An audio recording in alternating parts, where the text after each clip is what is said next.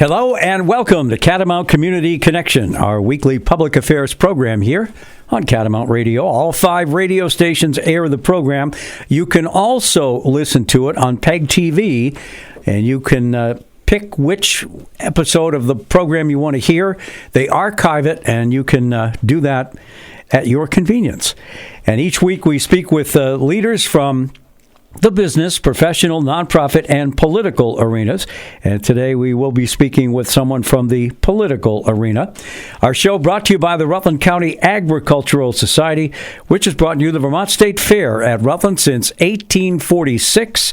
And we're already looking forward to the 180th Vermont State Fair coming up in August of 2026. So we appreciate the Agricultural Society support of the program. They've been with us since we began this, and we've now done over 110 shows, I think. So just to bring folks up to date, we are recording this program on February 7th. It will air on the 15th, or actually the 16th, the following Sunday. And we're doing it in a large measure because of the announcement last week that Mayor Mike Dunches would not be returning. He, in fact, will be leaving his mayorship, if you will, on February 27th to take a job in the private sector. And there's been some confusion of late as to whether there should be a write-in campaign or whether there should be a special election. The Board of Aldermen did receive advice from outside counsel that says that there should be a write-in campaign on Tuesday, March 3rd, which is town meeting week or town meeting day this year here in Rutland. So that is what will happen. And we're going to be speaking here in just a second with Alderman Tom Donahue, who did announce his candidacy on Facebook the day after Mayor Dunches announced that he would be resigning. And since then, there are a couple of people whose names have come up. The only one that I know of that has indicated he does want to run is Robert Reynolds. And he has described himself, he's 33 years old, as an electrician and Rutland native who moved back into the city 4 years ago. I'm quoting from the Rutland Herald article from Gordon Drachillo. He said he has no experience with public office, but has drafted a lot of legislation. And he will be on the ballot, or he won't be on the ballot. You'll be able to write his name in on March 3rd, should you so desire. Other candidates, potentially, but we have not, again, as of the 7th of February, when we're recording this with Tom Donahue, there will be, this gets kind of squirrely, but maybe that's a poor choice of words. There are 4 days during which Dave Allaire will be the mayor, because he takes over when Dunches steps down on the 27th. And again, he has not officially announced one way or another as of the 7th. And then the other name, actually 2 other names. Sam Garusso's name came up. He has said he is not going to be taking part in the write-in campaign. And then the other one is former mayor of the city, Chris Loris, who is going to announce, by the time this airs, hopefully he will have announced, as of the 7th, he said the next 48 to 72 hours, he would make a decision. So right now, as we record the show, there's only 2 candidates, Tom Donahue and Mr. Reynolds, and I want to welcome Tom into the program. He has got a lot of name recognition in the area and quite a lot of experience, both in public service and also in the private sector. Tom is former Chamber of Commerce. We used to call it the Chamber. Now we call it Cedar. And again, is on the Board of Aldermen right now.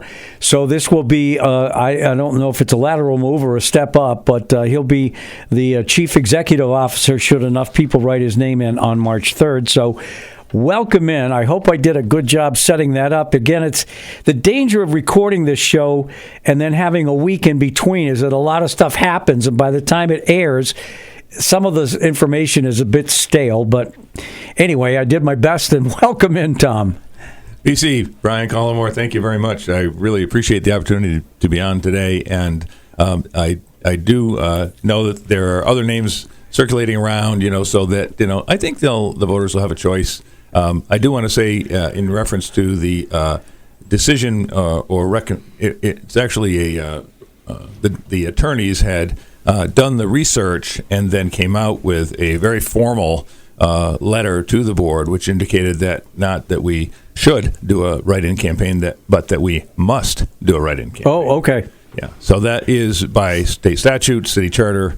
It has been determined, and frankly, that letter came into me Friday night at home, along with the other board members, and I'm sure the mayor and a couple other people on a confidential basis, because at that time the way those work, you're not allowed to say anything about it. But I insisted on Monday night that become public at the Rutland City Board of Aldermen meeting. Mm-hmm. I did not want to discuss that in executive session. The public wanted to know, and there was a lot of people, suggesting different ways that it might be done, and I don't disagree with any of that, except for the fact that it was determined, and therefore we have to go forth accordingly by law. So at that juncture, and I had been sort of at the ready if it was going to go that way, I had decided that I firmly believe that I'm the right person at this time because of the things that the positions the city has themselves in respect, particularly to economic development opportunities, mm-hmm. and the fact that I have a strong background in that, which includes a lot of experience and a track record of success. So I made the relatively quick decision, along with my wife, Gail. We talked extensively about it until we decided, yes, this should be something that you do, is put your name out to the public to say, I'd like to be the next mayor of the city of Rutland, and that is the reason why. So we got out of the gates quickly. I feel very strongly, Brian, that if you're really that interested in the job, then you should know that, and I knew that. And I also know that we had a little over a month, to get this word out and to communicate our platform and to let everybody know that we're excited about this opportunity and we're ready to go. So that is why we didn't wait, that we literally announced the next day. Interestingly enough, we were all caught by surprise by Michael's resignation.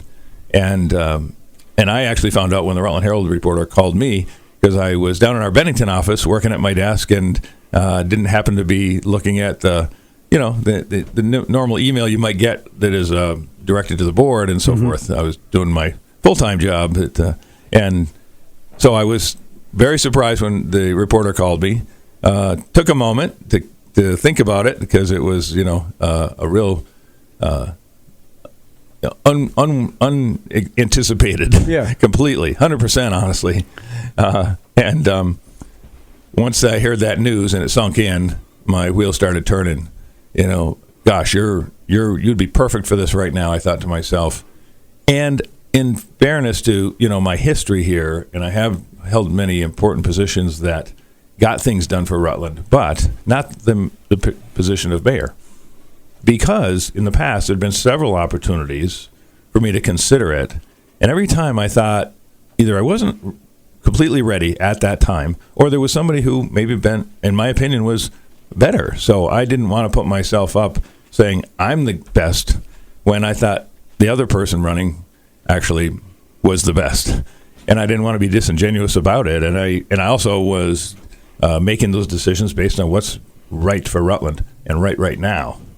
And so when this crossed my path again, I knew in my heart of hearts, and that's why I was so quick to announce. Yeah, I absolutely knew as I sat there that I am absolutely the right one for the job right now. I'm anxious to get Rutland some wins, and so this would be to fill up Mike's term, so you only have a year.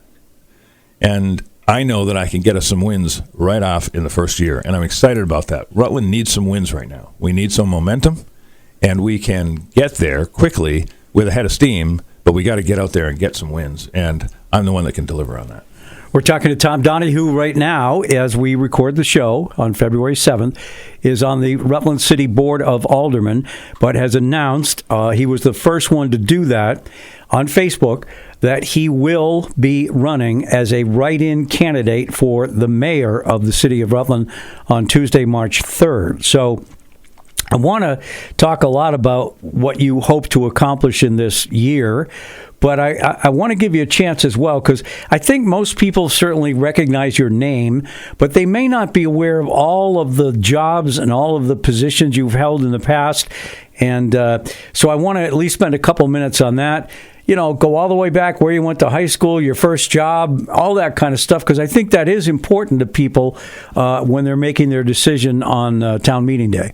Yeah, so that's going back a bit, but I did grow up starting at Dana School in kindergarten, then Christ the King School for 8 years, because I'm a Catholic. And then I went on to Rutland High School, and this is our golden diploma year, so it's a pretty exciting year for the group. Oh, yeah. I'm in good company with people like Kevin Mullen and Dick Corsell and many other great people that are out there. Ed Delory, and we got Ann Robillard, Ann Carpenter, and we've got some great people in this class. So it's fun to be back with them again. I'm on the organizing committee for that, and then I went off to Linden State College, and then this is me, because I grew up working at Woodcraft Hardware on 12 Terrell Street. Oh, wow. Pete Butterfield put me to work Yeah. when I was 12 years old. I've been working my entire career, a minimum of one job at a time.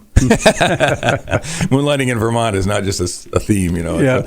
And so I was ready. I had been reading the papers up there, looking at the job ads, and there was an opportunity. I worked on security at Linden State College, so to get a little extra revenue while I was a student, and my degree there is in business administration.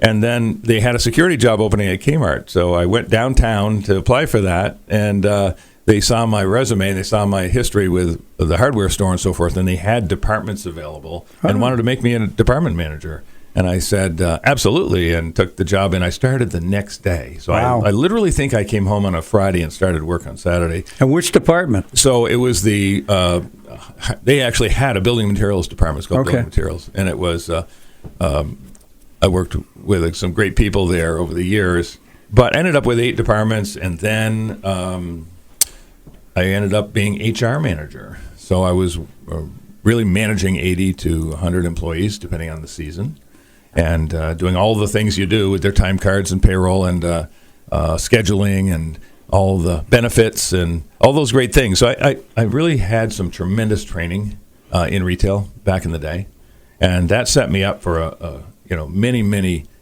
things that I would do going forward in my career, which were similar, although not identical.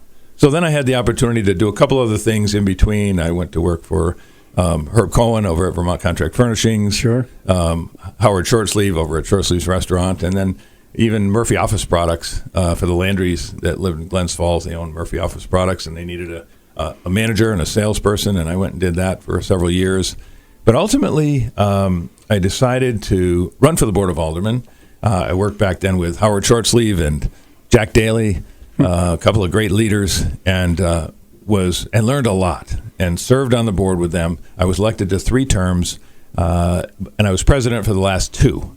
When Jeff Wernberg had been installed as our mayor from city planner, I kind of replaced him in that position as city planner at that time, but they changed the position so it included economic development and city planning. And I approached Jeff and said, Jeff, I think I got the skill set to do this job. And I told him my one weakness at the time. I don't know much about grant writing. But we figured that one out because I was there 6 years and wrote 24 successful grants for the city of Rutland, totaling over $6 million at that time. So I was averaging $1 million a year just in that position. So the mayor at the time had named me the $6 million man, if you remember the Bionic Man back in the day. I do. It was a great little joker in the office. But we were able to accomplish so much together. Jeff was the mayor, and so he's the leader, and I worked for Jeff. But having said that, we rolled up our sleeves. We were a couple of young guys that just wanted to get it done for Rutland. And we had, as you know, great success. Jeff was the longest-serving mayor in city history, and I got to spend half of it with him before I moved over to the Rutland Region Chamber of Commerce, where I was the CEO there.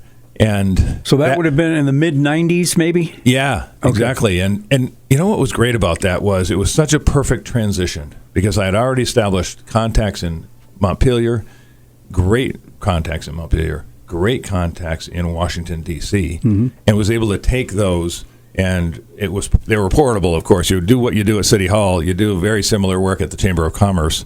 And then we carried on that fundraising to the point where, we ended up with tens of millions of dollars coming into Rutland because we knew how to do it. And we had great support from Montpelier. We had great support from our congressional delegation. I worked very closely with 3 governors now, Howard Dean, Jim Douglas, and, of course, now Phil Scott. And I've been appointed to different commissions by each one over the years and serve in that capacity. But I was most excited to be able to work with people like Jim Jeffords and Pat Leahy, and then Peter Welch was a congressman at the time, and really focus on infrastructure that Rutland needed desperately to really be on the map, be a place open to business, a place that the old saying, you can't get here from there. Well, you can. And we fixed that by having bus transportation every day to Albany and Boston, to having a daily passenger air service, which we're the only one in the state of Vermont that has that, that's in a municipal airport. Burlington, of course, being its own entity. Right. And we expanded the runway. We put in tens of $millions into this airport to make it a functional airport where you can fly in, you can get your aviation fuel, you can get airplane repairs, de-icing, all those things. I mean, this is a fully capable little airport. It's pretty impressive, actually. And it can take in some fairly decent planes. I was very humbled recently in reading a news story that a plane had gone a little farther off the runway than it was supposed to. It slid off. It went into the RSA, the Runway Safety Area. And that was one of the grants that I got. It was a $14 million project, and you never know when it's going to save life. Yeah. But it's a special material that is at the end of the runways right here in Rutland, so that if you do go farther than the runway, the plane and the tires, that equipment sinks into the runway to a certain extent. It stops the plane. It slows it down. It saves lives. Okay. So when I read that recently, I said, after all these years, the RSA was there.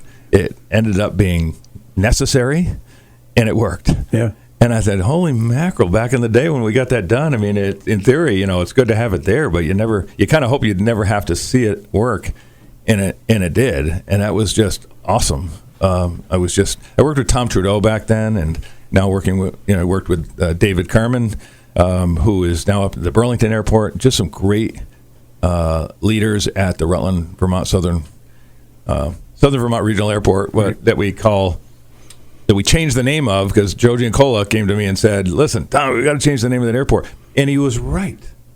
And the reason I say that is because it was just called, Rutland Airport, and it was okay. But this was much bigger. This is a fully functional airport. It has a fixed-based operator, FBO, that has aviation fuel. Now, you're often a destination because you have avgas. Yep. So all those little things, our fire department is there. They back up the town. So we have a great fire response if necessary, which is really important. But the daily passenger air service out of a small town like this is significant. So I helped pick the current airline. I picked the previous airlines. I was very, very involved in those decisions. And our current airline has done so well that they've been functioning for years now. In fact, every time I take a little pride in it every time they fly over my house, because I can hear them and I know it's our airline, and I feel good about that, and they come in basically three times a day down and 3 times a day back. Amazing. We're talking to Tom Donahue, by the way. He's on the Rutland City Board of Aldermen. He is an announced candidate as write-in for the mayor of the city on town meeting day on March 3rd. So you spent 6 years on the Rutland City Board of Aldermen. Then you went to the chamber, and then that's where you left off, and we kind of... where did you go after the chamber? Yeah. So I was 5 years on the Board of Aldermen, last 2 as president, then 6 years working literally in the mayor's office, because Jeff and I shared space then with Gene Mattson in the middle, and then 21 years at the Chamber of Commerce. Yeah. I'm very proud of that, because I always said, and it seemed like a long time, but I always said, as long as there's big projects in front of us and I'm still able to get them across the finish line, I will stay here. When I left to go to Brock Community Action, which I just absolutely love my job there, I felt very strongly that we were at a perfect position, that we had accomplished so many things over that period of time that we had to get done for Rutland. Big things. Getting gas pipeline to Middlebury, which was instrumental in the possibility of it coming to Rutland. Getting those airport improvements done and continuing to invest in our airport. the rail and getting Amtrak daily passenger rail service here, and what my goal was, and it finally occurred after we laid much groundwork, was getting the connection to Burlington, which we now have. So that service will never go away. And when you're a ski town, so to speak, too, having the possibility of rail every day.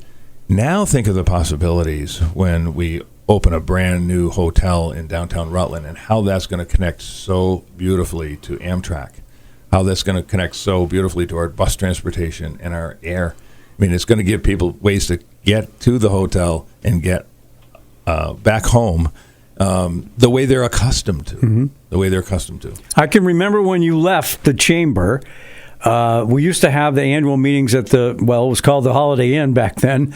It's now something else, and it's Cortina. Yeah, and it's completely different. But anyway, I can remember when you left, and it wasn't too long after that the chamber and Reddick got together and formed CEDAR, which is the Chamber and Economic Development of the Rutland region, and is doing great work as well. And then I just always felt like you'd done so much for the city and the area, the whole county, as the chamber president. And then you were doing great work with Brock Community Action, and still are, because you're still there, as, again, we record this. And I want to get into that. If you become mayor, what do you do at Brock Community Action?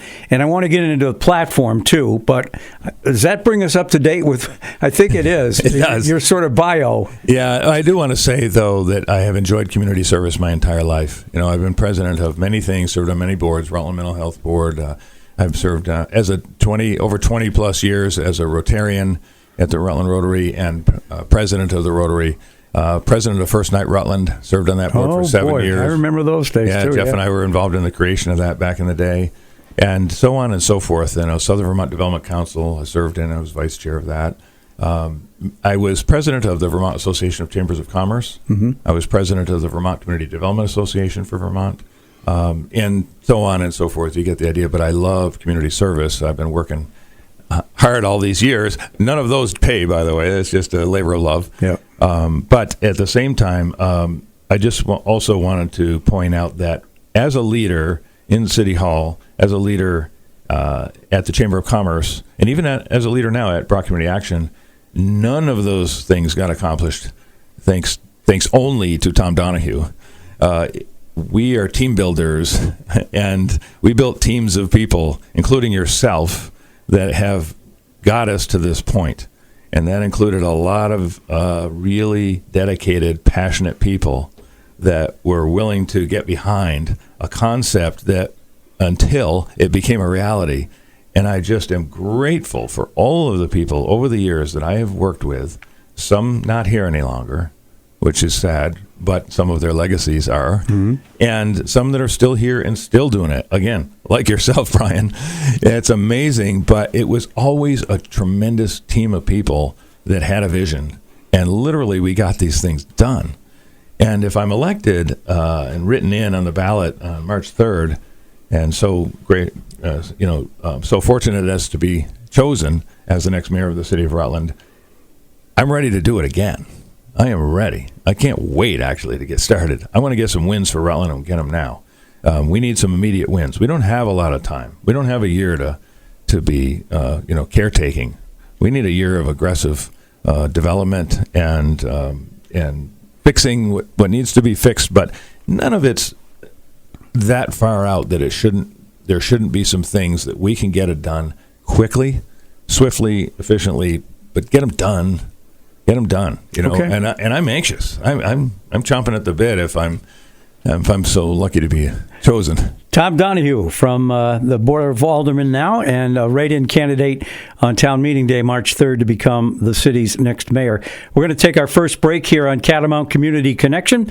We'll be back with Tom Donahue in just a moment.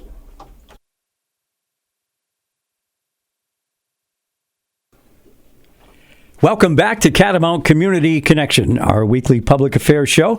I'm Brian Collamore, and each week we get together with community leaders from all sorts of different places. Our show brought to you by the Rutland County Agricultural Society, which has brought you the Vermont State Fair at Rutland since 1846.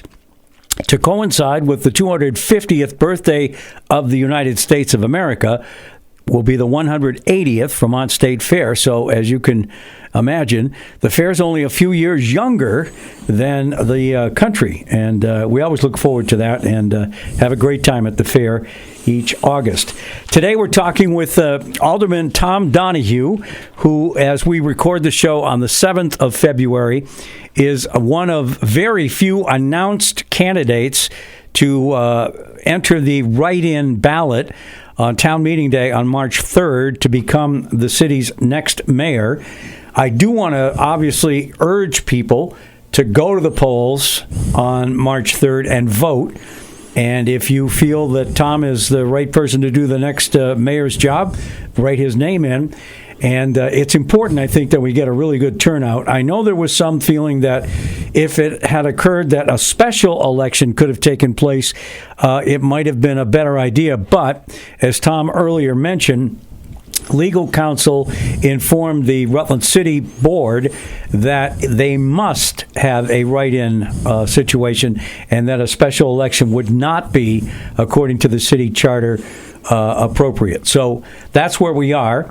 We've talked a lot about Tom's experience. He certainly has a great name recognition throughout the county and probably the state at this point. And now I want to kind of switch things over. Let's assume you are the victor on March 3rd. You must have at least a few ideas of what you want to do, sort of a platform. I know, according to Gordon Dricillo's article, one of them had to do with our law enforcement and the other with economic development. So, and I'm sure there's other stuff you want to mention. So I'll just leave it up to you to begin that. Yeah, so being that the term is to start with is 1 year, so you really need to look at it in those terms. Yep. And I wanted to, focus my efforts and laser focus on what's realistic and what is the top priorities to me that could be literally accomplishing some things in the first year, so that we got those wins and it was demonstrable.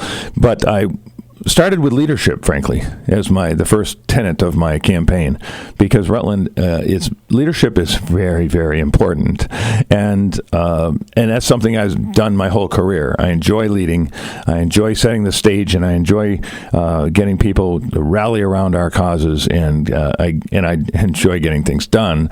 But part of a good leader is to build a good team, and as an example, over at Brock Community Action, it's a tremendous team of people, and I know I've accomplished what I set out to do there when I say that I can go away in the summer and take a week in Maine, and I come back and everything at that organization is exactly the way I left it.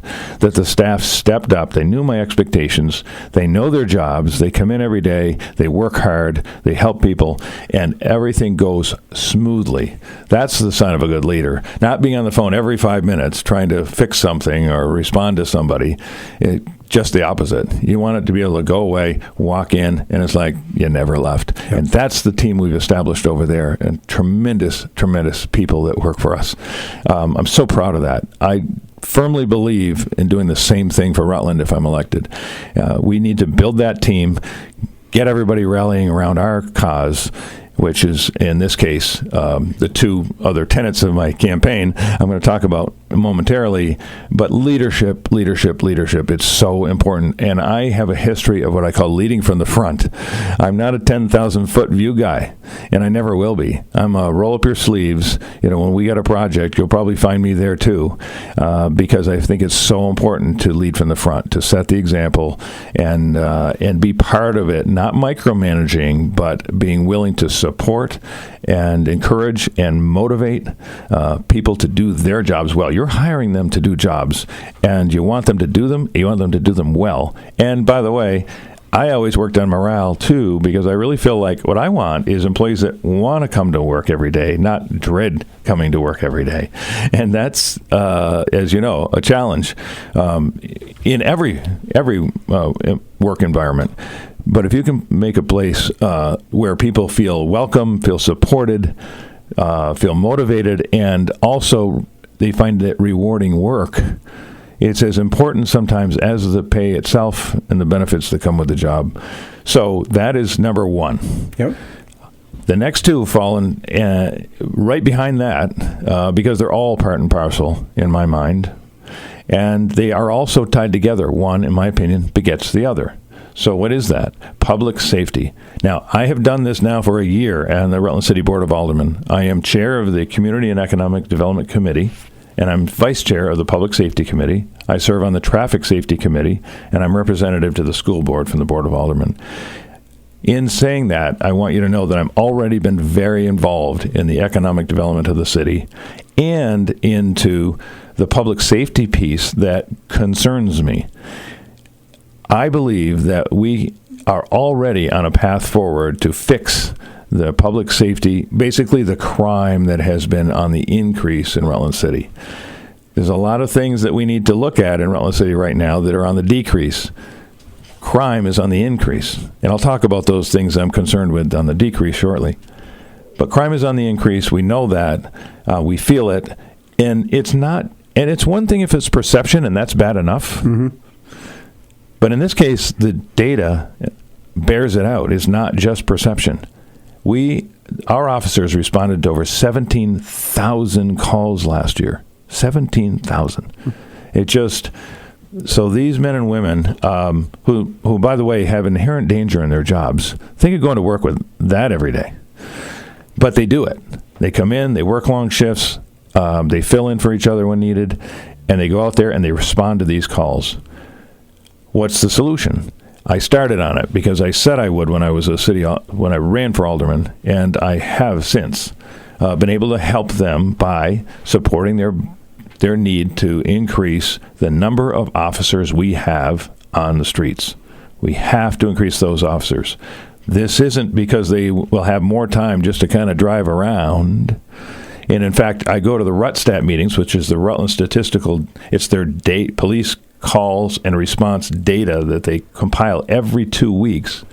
And I've only missed one meeting in the last year. I've been there every 2 weeks absorbing this data, which, by the way, they do a tremendous job at Rutland City Police Department with this data and identifying. And it's really intriguing information, but it gives them the ability to have a targeted approach to their policing. And it literally identifies times of day of crimes and location. Yeah. Location. Times of the month, days of the week. What's the high? When do they go up? When do they go down? You can really focus your policing if you're paying attention to the details like that, and they are. So one of the things that they've done is, with the additional officers that we were finally able to achieve, they've already started what we call proactive policing. And it is just so rewarding already to see the number of calls are already decreasing based on proactive policing.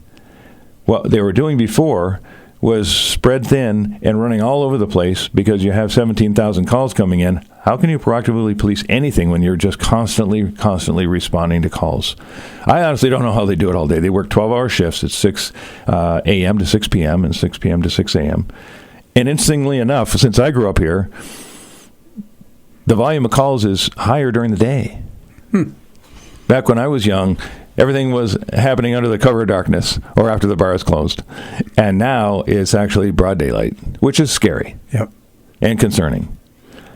The good news is, with the proactive policing, with a couple of additional officers, and I want to see a couple more as soon as possible, that the proactive policing in targeting, they're not just driving around. Driving around is a mistake, and they know that. It's not about that. It's not about just being seen. It's knowing where the hot spots are, which they identify every 2 weeks. They look at that 2-week period, and where are the hot spots? And by the way, since I've been going to for a year, I can name them almost before I get in the room sometimes. You know where they are. And what they're doing is targeting their efforts there to stop it. And it's working.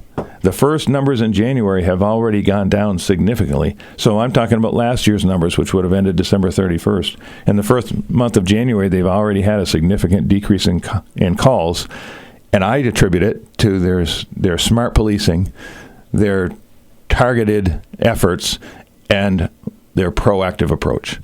And so I'm going to stay on that if elected mayor, because I think it's so important that we become and basically achieve a reputation of safety. Rutland needs a reputation of safety, and I can help get us there. Not alone, only as a leader charged with that, because these people that are doing this hard work every day, and as I said, inherently dangerous, so I applaud them for coming to work every day and doing that, knowing that together as a team, we will achieve this. Rutland mayoral write-in candidate Tom Donahue is with us on Catamount Community Connection today. We have had, unfortunately, a little bit of a change in the leadership of the police department itself, and we have a great gentleman who stepped up to the plate again to help the city through a period. Former commander, Project Vision guy, all that sort of stuff. And we are very fortunate to have Matt Prouty be able to help the city in that regard. And I don't know whether eventually he'll be the chief or whether there'll be somebody else that will be recruited to come in. But I got to think that there was probably a little bit of a hiccup there. But you're right. We did have the ability to hire more officers. I don't know that I'm trying to think of the number, 35. 35. Yeah, we're working to get to 38 right now. Okay. And we have that budgeted. Okay. And that includes one that's paid for by a traffic safety grant. Okay. So that's our first area of your platform. And then the other one, and you're right, it all sort of dovetails together, is the ability to continue to see Rutland City thrive and the county with economic development. You mentioned the new hotel going in downtown, across the street at the Paramount, and up the hill at Killington. There's a lot of economic activity going on, and it, I think, portends pretty well for the city. Well, and being a Rutland person yourself and so dedicated to this community, as many people are, and being able to affect that from Montpelier like you do, it's got to be exciting for you, too. It is. Yeah, those two TIF things were really, really critical. And, of course, then you got the Belden family that took a risk and still are taking a risk, a personal risk, to step up to the plate and get that hotel put together. I note because I go to Montpelier during the week and then come home, and I go purposely by what we affectionately known as the pit to see what's been going on the last week. So they've begun to dig it out, and they knocked down part of the old Rutland Herald building, and it'll be a little tough during this weather to do too much more than that. But come spring, people are really going to see things change. That's right, and to demonstrate what kind of a hands-on leader I am, I actually called Justin and Kent Belden just yesterday to let them know that, again, I'm a candidate, that I support their project, that I hope to be there in the mayor's office to support their project, that they had nothing to worry about, that we were going to get this done and we were going to get it done together. I made my own proactive call in that respect. At the same time, I let them know that I was chair of the Community and Economic Development Committee for the Board of Aldermen, and I would continue to support the project from that role, if not elected. I was able to take the final package deal, if you want to, so to speak, through my committee at the end. It was the last piece of the puzzle. We needed Board of Aldermen's approval. And so I was happy to have come in at a time when that ran through my committee, and we got unanimous approval for it. Unanimous approval. And that boded well when it came before the voters. Mm-hmm. It boded well when it went to the Vermont Economic Progress Council, VEPSI, which ultimately approved it subsequently. Very important. Leadership. That's what it takes. And unanimous approvals make a big statement by the Board of Aldermen. Having said that, I want to segue, and it's really not a segue, it's the part and parcel, it's that one begets the other, from the public safety conversation to the economic development conversation. As you aptly put, Brian, there are some really great things on our horizon, potentially. Yep. With the right person, which I believe right now is me, to do the job and see those projects through and create more quickly. I did this job for so long wearing previous hats that I know exactly how this works. And success breeds success. And you can have not only a reputation for public safety, which we need to achieve for Rutland, which currently we unfortunately don't, and we can also have a reputation for being open for business. And developers hear that, and they are drawn by it and encouraged by it and motivated by it. And they will come to Rutland, but we got to start with win number 1 and then win number 2. And I would love to see win number 3 and 4. I only got a year, so we'll see how we go. But I got a lot of energy, so I'm excited and trying to contain it right now to see if I'm able to be elected in the first place. But having said that, if so, I'm ready to go. And so that's why I talked to the Beldens the other day to make sure that they were comfortable with me and that they knew that I wasn't going to let this thing linger for a minute, but we are ready to move forward. Why? Because that will be, for the moment, our new crowning jewel in downtown Rutland. And if you don't think that'll attract developers, let me tell you from my experience, it will. It absolutely will. And it will tie into what Eric Millett has done over and his board and his financial supporters, and even in Washington, where they provided grant funds to make the Paramount the current jewel in downtown Rutland, and followed by this hotel, which will tie into that incredibly. Yep. It'll just be such a perfect, if you're running the Chamber of Commerce like I did, this is the kind of scenario you want, is the Chamber and Reddick, which is now Cedar Community and Economic Development of the Rutland region. This is what you want. This is your calling card. Yep. This is going to be phenomenal. And don't forget, before I say that, let me mention, because you mentioned the tax increment financing districts, there's only a handful of these, as you well know as a state official yourself, an elected senator, that there's just a handful of these in Vermont, and we got one, and we're lucky because they only allow 2 per county, and Killington already has a tax increment financing. So we either got ours and got it now, or we may have never had the opportunity to do tax increment financing. And keep in mind with TIF, with that, the way that works, our grand list is there and established for what's there, and the growth then becomes the increment in the valuation that you can use for infrastructure. And so that infrastructure, many times, particularly with the hotel and all that infrastructure that needed to be upgraded in downtown, will not fall on the backs of the taxpayers now, because it's going to be supported by the incremental increase in the valuation, which is phenomenal. But the valuation that's there now stays, so you're still getting that tax revenue, as you would anyway if it didn't occur. And now you're getting the additional tax revenue and the increment to do infrastructure, which then eventually, I should say, expires, and then you'll have that at full valuation and full tax to the city. So tax increment financing is a great attraction to developers. We've got several more sites identified right now, a couple of them already on the burner, and we've got to do this well we can. The TIF district is a 20-year deal, so you've got to get it done. But I don't want to do things in 20-year increments. I'm looking at doing things in 1-year increments. What can we get done? How many wins can we achieve in the next year for Rutland, and get a momentum that'll be unstoppable? We're talking to Rutland Alderman Tom Donahue. He is a write-in candidate to become the city's next mayor on town meeting day on March 3rd. We're going to take our second break, and then I have a couple more questions for Tom when we come back here on Catamount Community Connection in just a minute.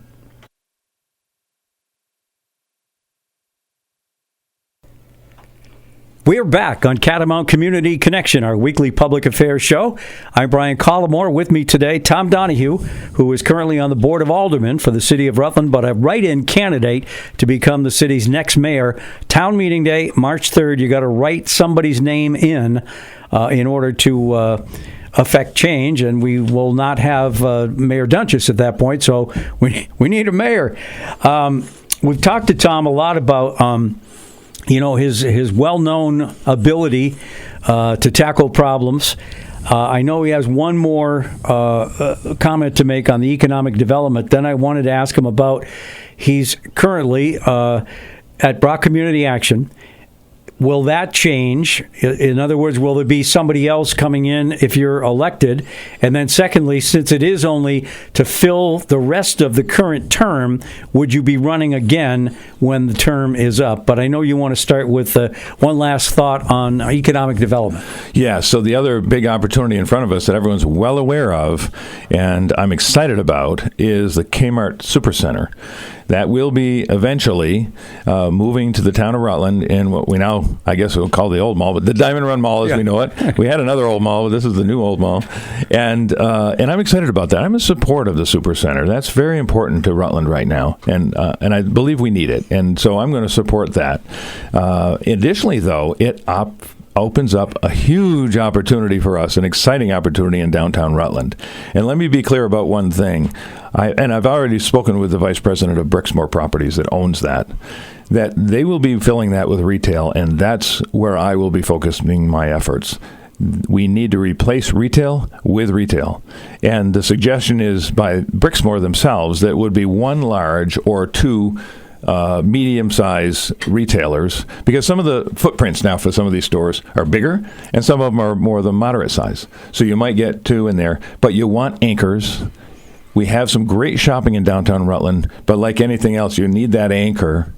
And I want to replace Walmart when they leave to the Walmart Supercenter. I want to make that the new anchor for downtown Rutland, working hand in glove with Brixmore. They own the property. They're in the driver's seat. We need to be supporting them and working with them. I've already had those conversations because, by the way, they called me. I want to be clear. I'm not overstepping but I am chair of that committee for the Board of Aldermen, so when they called me, I took their call. Additionally, I want you to know that I've done this once already. Along with Jeff Wenberg, we revamped the entire plaza when Grants left. We made it's actually reminiscent of our past. The old passenger rail station there has the architects really did an amazing design. So it has the brick facade, the step parapet fronts, even the green roof, which is reminiscent of the green roof over the passenger station at the rail station in downtown Rutland, which at the time, for vaudeville acts and everything else, was the lifeblood of Rutland. And now we replaced it with Amtrak, which is kind of exciting. But I know how to do it. I've worked with I had breakfast with Lou Golub and lunch with Neil Golub, the Golub Foundation. They were the owners of Price Chopper, now Market 32. Convinced them that, yes, this would be a great place for your supercenter, your supermarket. At the time, 58,000 square feet was a big supermarket at the time. They never looked back. That's been, a gold mine for them. They believed us. They invested in us. They've renovated several times since, and they've never looked back. Those are the kind of conversations we need to have with developers and get them to open here. We need to be open for business. Just 50 miles south of us, there is quite a bit of investment happening in Bennington, Vermont. I'm looking at Bennington and saying, why not us? Why not us? We can do this. There's no question in my mind. I've done it already. I know how. Bill Scholdenich and I were teamed up with Bill, the lead, and he brought me into it as the director, the economic development director for Rutland City, and we brought in Vermont Country Store. And since then, they've, I think, I'm going to say, tripled in size. And we're so proud to have them here with their state-of-the-art distribution center, their pick, pack, and ship, and their calling center and everything else is expanded here and employing a lot of people. We share tax revenue on that with the town of Clarendon, so we had to do tax stabilization for both Clarendon and Rutland at the time. Those have long expired, and then we enjoyed, the tax revenue subsequently from that and the massive employment. But it was, and we extended sewer capacity out there, so that was one of the, sewer and water is one of the aces in our hand, by the way. We have capacity in the plant. Some towns can't offer the opportunity to develop because they don't have either one of those available. We do. So these are the things that I want to package up, get aggressive about economic development, not wait for them to come to the door and say, hey, great, glad you're here. Just the opposite. I mean, those are the low-hanging fruit. If they do, great, glad you're here. But really, I want to be out aggressively courting the business, but not just courting, I mean aggressively. I know that is a message that will resonate with developers and large companies, small companies. I want small shops. I want to support small business here and large business, just like Bennington is right now. It's impressive what's going on there. It can be going on here too. The other advantage for the city as a result of Act 181 is the Tier 1 designation. So whatever goes in what is now still the Walmart store will have relief from Act 250 requirements. And that, I think, is a big plus. You know, you don't have to go through the whole process like you would if it was located somewhere else. So that'll be something to watch for sure. We're down to about 5 minutes left here. So I did want to at least ask you the question, what's going to happen at Brock Community Action? And are you going to stay on there and try to do both, or is someone else going to be coming in, or maybe you don't know? And then secondly, when the term is up, not this March, but a year from this March town meeting, assuming everything works out and you are, in fact, written in this time, would you be running again? So, Brian, you're the one that gave me the microphone. So I'm just going to say one last thing on Act 181, which, for folks that don't know, that gives you that Act 250 exemption. Now, we are exempt under certain sizes, development number of units, acreage, and so forth. So our subdivisions, our zoning, because we have all those things, it gives us that ability to develop smaller, and that's not that small. We're only 8 square miles, so 10 acres and 10 units is a decent development. But above that, Act 250 then has some jurisdiction. Okay. And as you aptly pointed out, 181 gives us this we're currently enjoying this waiver. I just want to point out that not only that additionally, I should say, applies to housing. And right now, in this certain area identified in the heart of Rutland, we have the ability to do unlimited number of units. Unlimited. There's no cap with no Act 250. And additional, on top of that, a half mile goes out from there in a circle, so to speak. It's not a circle per se, but that's the best description. And you can do up to 75 units.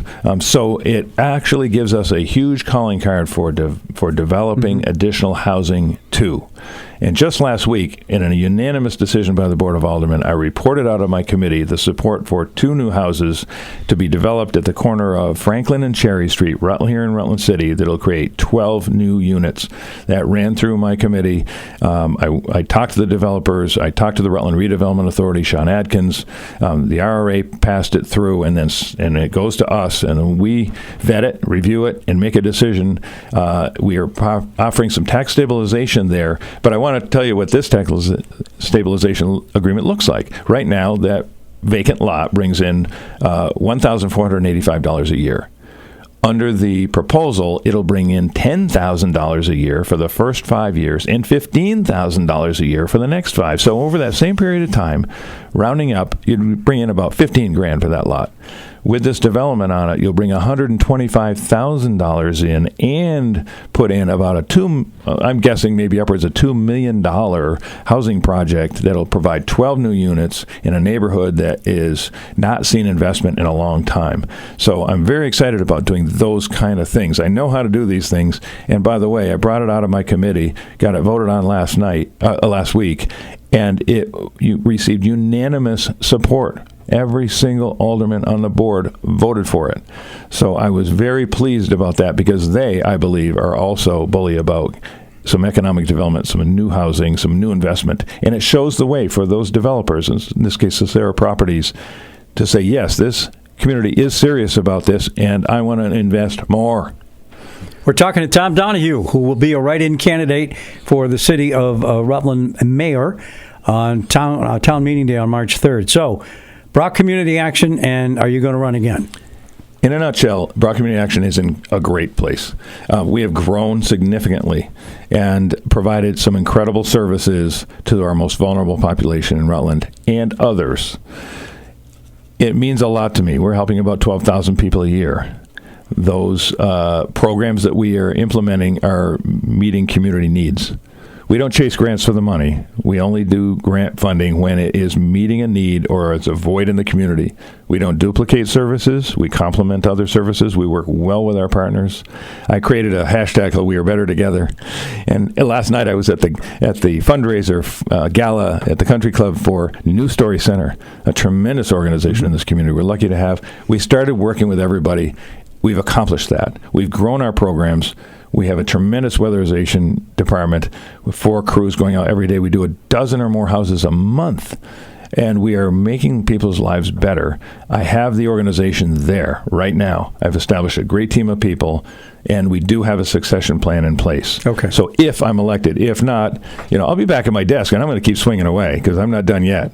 Now, as far as the next term, this is a one-year term. It finishes out Mayor Dungis's term. Will I run again? I would certainly consider that and hope that I would get those wins for Rutland so that I had some success to consider if I were to stand up for that next term, a full term. But I want to be clear that my eye right now is on the prize, and that is the 1 year in front of us, if I'm so lucky to be selected by the voters and become the mayor of the city of Rutland. Okay. You have about 30 seconds if you want to just, again, recap everything that, we've talked about. You will be a write-in candidate this coming March 3rd, which is Tuesday. It's town meeting day. You will not be on the ballot as a name. People will literally have to write your name in. So maybe you want to spell your last name just in case people don't know. But you got about 30 seconds. Yeah, I go by Tom and Donahue. It's a long-standing name in the area. My mom, Dad, Martha and Bernard, and my brothers and sister and everybody. We've been here a long time, invested in this community. I have, along with my wife Gail, we live at 21 Laverne Drive. Have 5 children and 13 grandchildren, which just is amazing. And what I want to do is see Rutland get on the right track for not only those generations, but what can I do now? I do feel I'm the best person suited for it, which is why I decided to run. And I'm going to run hard. I want everybody to know who I am and why they should write me in. So I'm excited about the campaign. Gail and I decided to call it Fun February and actually, get out there and have some fun with it, create some energy, let people see our enthusiasm, and hopefully that'll transform into, a movement of sorts that Rutland is ready, and I'm ready to lead it. Okay. Best of luck to you, Tom. Thank you for coming on with us this morning, and I'm sure we will cross paths very soon. Thank you, Brian. Okay. Tom Donahue, again, write-in candidate for mayor on Tuesday, March 3rd this year for the next mayor of the city of Rutland. And we'll see all of you next week here on Catamount Community Connection.